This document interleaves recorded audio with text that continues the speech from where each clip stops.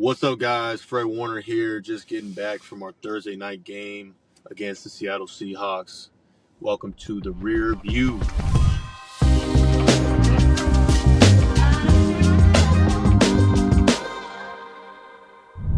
This was a must-win for us.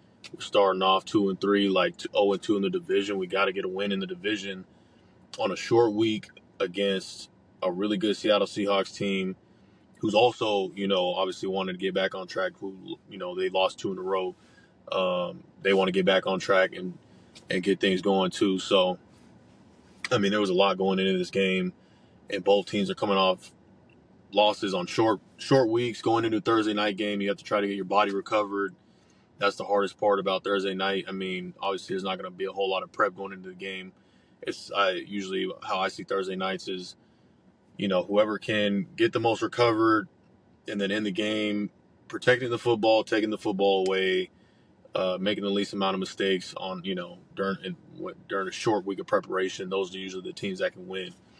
And I feel like we did all those things, and it was a dope atmosphere being there. I remember walking out there and just seeing a bunch of Niner fans right out of the tunnel. Even in a hostile environment like Seattle, there were different points in the game where the momentum shift was happening, where they made a couple plays, they returned that long kickoff for a touchdown, and you could feel their stadium getting behind them. And so we had to kind of make a couple plays to get that momentum back on our side, but ultimately we took care of business. Malik Mustafa, huge, big time play, his first career interception as a rookie.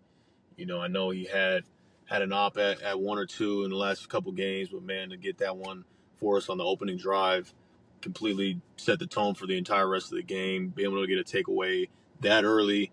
But man, you watch him, the dude, he catches the ball, Malik. I still got to talk to my boy about he catches the ball and runs straight out of bounds at the 2-3 yard line, buddy. We got to work on the body control a little bit. You know what I'm saying? Get turned up. We're trying to go score a touchdown. But hey, you know what, man? You love to learn off of a win, and you love to learn off of a huge play that was made for our team. Malik is balling right now. The sky's the limit for that kid. He's going to continue to do big things for us. Yeah, 3rd and 3.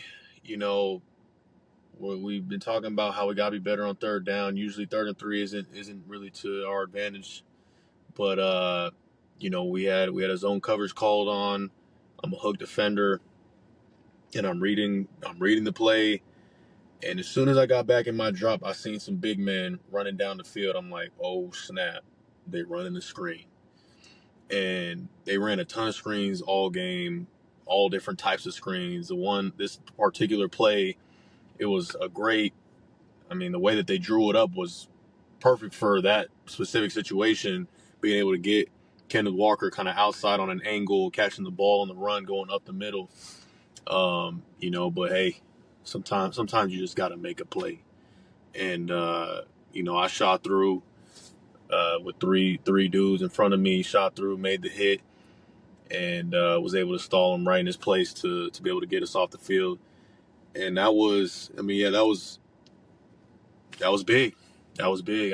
Especially for me, I was right out of the fact. I'm like, man, I know how good of a back Kenneth Walker is and how hard he is to take down with just one. So the fact that I was able to get a clean hit on him, right on the nose like I did. Hey, I'll take it. So gotta keep that rolling.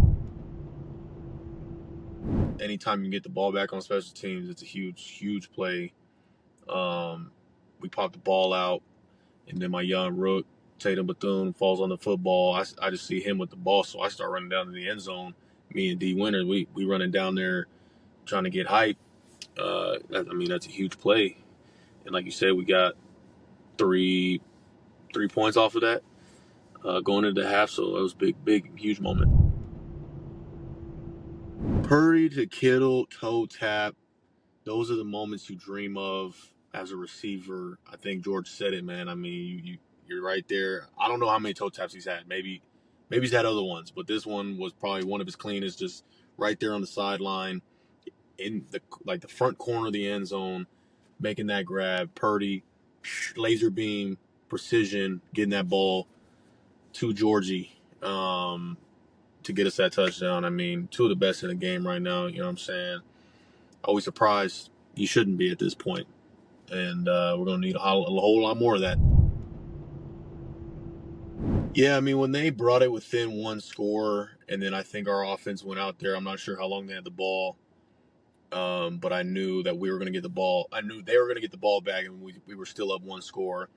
And it was a familiar feeling of like, hey, you know, we've been here before where we weren't able to get them off the field, and they were able to do what they wanted to do. So I just, you know, I made it a point to walk up to all my defensive brothers and let them know, hey, like, we're still winning the game. Like, they don't have to score again, and we can still win the game with this exact score that we got on the scoreboard right now. So even though they got a lot of momentum going in their favor, like, let's go out there, let's make a play to now bring it back in our, you know, bring the momentum back in our favor. Renardo Green, man, you want to talk about just straight doggy dog in a crucial moment, fourth quarter. Oh my goodness. I mean, undercuts the route, interception, and then shows off the return skills. He's got to talk to Malik a little bit about, you know, the returning. Yeah, man, I mean, for both our rookies to get their first interception in a game where we needed it the most was incredible. And to have it in that moment, I mean, I think he had an outstanding game. So really happy for our young Bulls.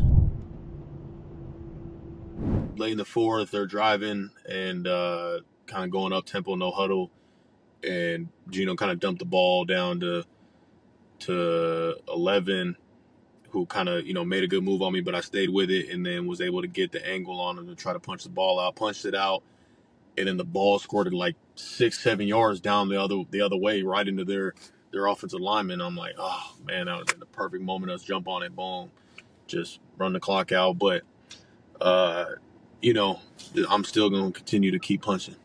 You know, that's not leaving my game anytime soon. And you know, being told that I'm one away from old Pat Willis, man, the legend, gold jacket, one away from tying him in 49er history is insane. So can't really even wrap my mind around that one. I'm just, hey, one punch out, one game, one play at a time. Players of the game, I gotta go with our three rookies, man, coming up big time. I talked about how important it was to take the ball away in a game like this. So, of course, my two dogs on the defensive side, Renardo Green, Malik Mustafa, rooks coming in, getting their first career INTs.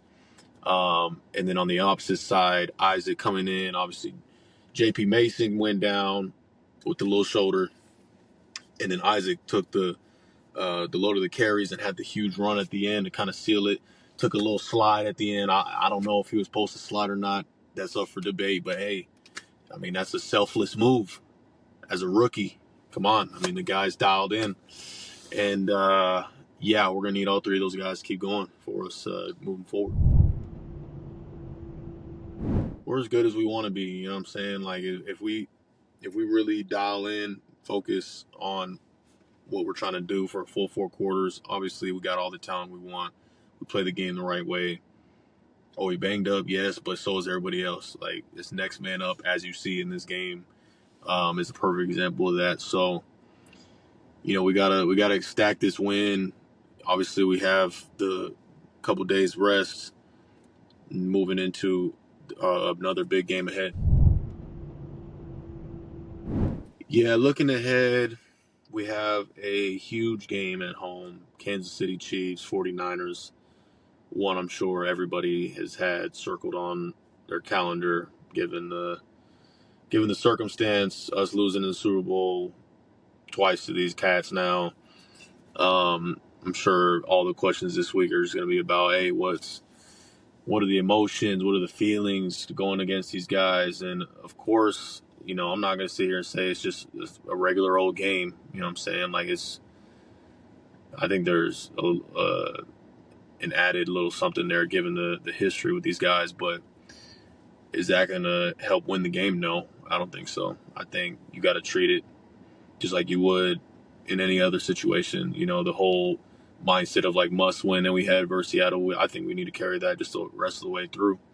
One game at a time. Every game is a must win. This is the NFL. Like you don't play 80-something games like other sports. Like you play 17 games and every single one counts. So that's how I'm sure we're going to approach this upcoming game. Yeah, obviously Patrick Mahomes, Travis Kelce, two of the greats in the game, and two of their best players. They're two best players. If we're being honest, and how do you stop them? I don't know. You know, we've still trying to figure that out, and we got some extra time, extra days to try to figure that out before game day. But you got to make their life hard, and don't give up any freebies, and try to limit the amount of big plays that they're able to make. Yeah, man, I think this might be the best home atmosphere that we've had. If I could give a PSA out there to our faithful, if we've ever needed you, we need you now. All right. We need this place to have that playoff atmosphere, packed house, everybody loud from the moment the game starts to the moment it ends. And it's our job to give y'all something to cheer about. And I know it's going to be rocking, and I can't wait. All right, everybody, that's a wrap on week 6 of Rear View. I'm looking forward to, hopefully, in the next couple episodes, answering some of your guys' questions. So please leave comments on this video. Anything you want to ask me, I'll answer it, faithful. And just continue to stay tuned in, man, to the Rear View going forward. And me and my wife will be back doing the Warner House, season 2 of the Warner House. And yeah, keep showing love. Peace out.